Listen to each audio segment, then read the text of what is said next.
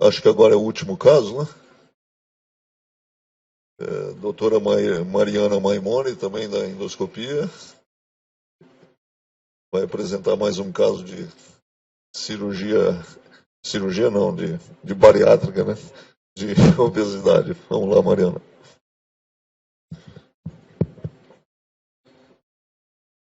Casinho sem tragédia agora, vai.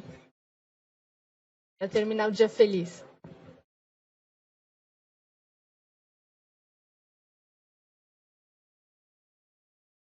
Então, o caso é da paciente JNC, 47 anos.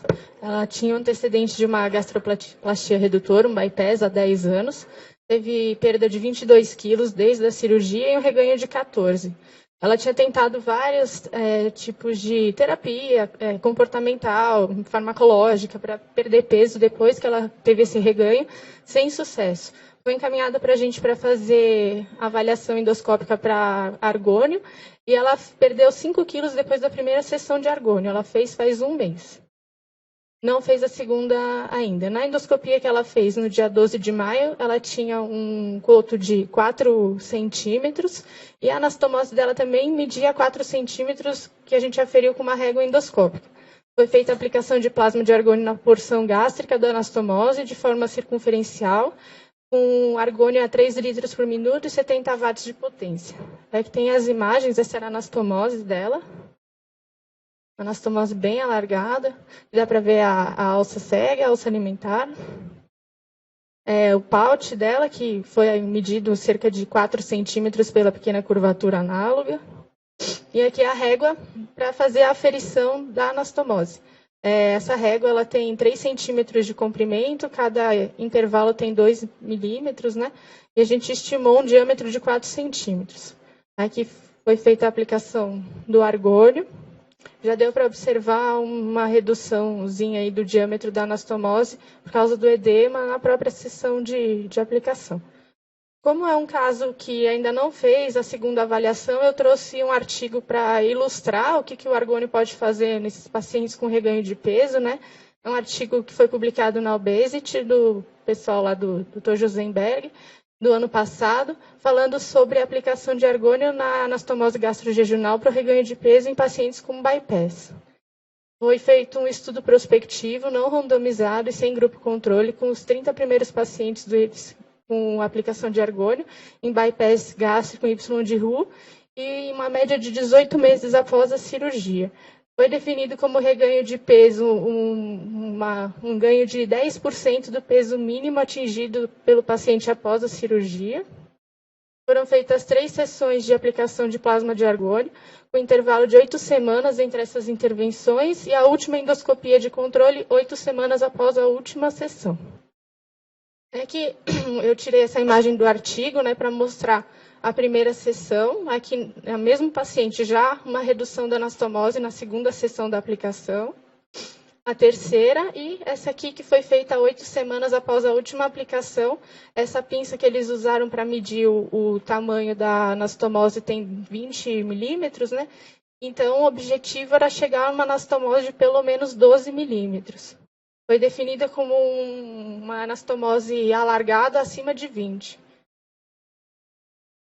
Então, nesse artigo, a gente foi observado uma perda de 15,48 quilos média, né, dos 19 quilos correspondentes ao reganho de peso, uma redução de 66,89% no diâmetro final da anastomose, e o paciente conseguiu atingir um peso final semelhante ao nadir dele.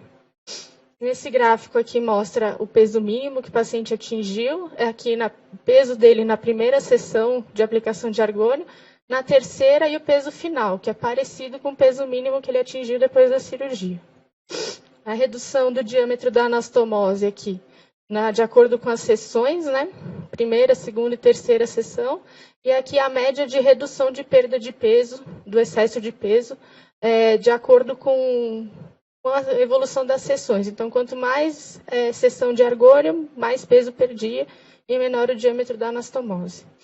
Aqui para ilustrar também que, em comparação do IMC do paciente antes do argônio, no final da terceira sessão, No final do controle, que é depois daquelas 8 semanas, e no longo prazo, ele teve significância estatística em todas as comparações com um P menor que 0,001.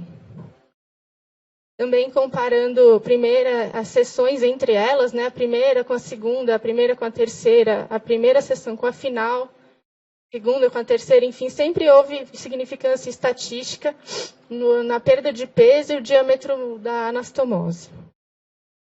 A única coisa que não mostrou significância estatística foi quanto ao diâmetro mesmo, qual o valor que deve se tentar chegar, né? Entre 6 e 9 milímetros o diâmetro da anastomose e 10 e 12 não houve diferença, então não precisa ficar com uma anastomose tão pequena, entre 10 e 12 é o suficiente. Então, o trabalho conclui que a aplicação de plasma de argônio é um procedimento seguro e efetivo no tratamento do reganho de peso após o bypass.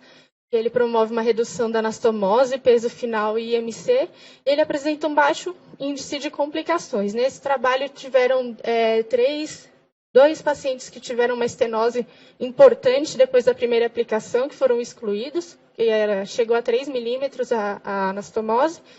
10% de úlcera na primeira aplicação, 10% de úlcera na segunda e 3% depois da última aplicação. Ou seja, não teve perfuração e foi considerado um procedimento seguro. Obrigada.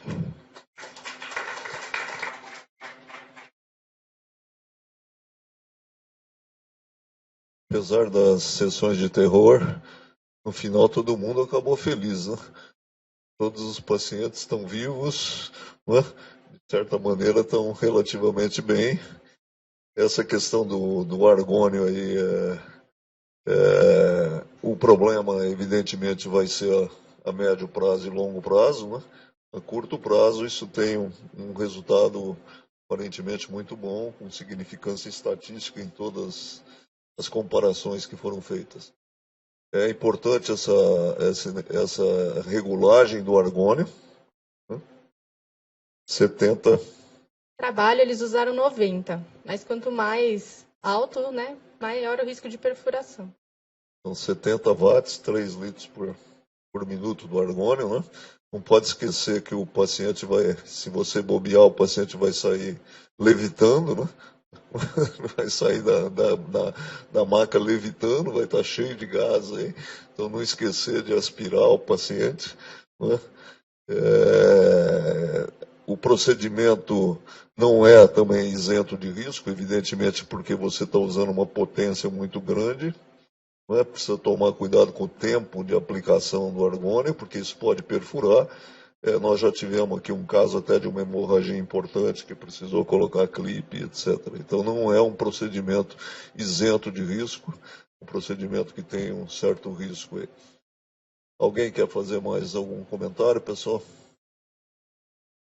Então, parabéns, Mariana. Dia 20.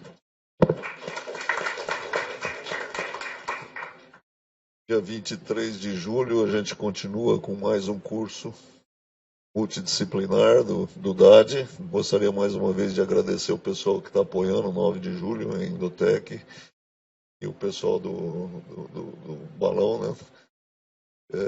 Do SPATS, que participou dessa sessão.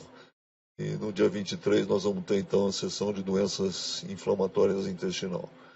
Até o mês que vem, então, pessoal.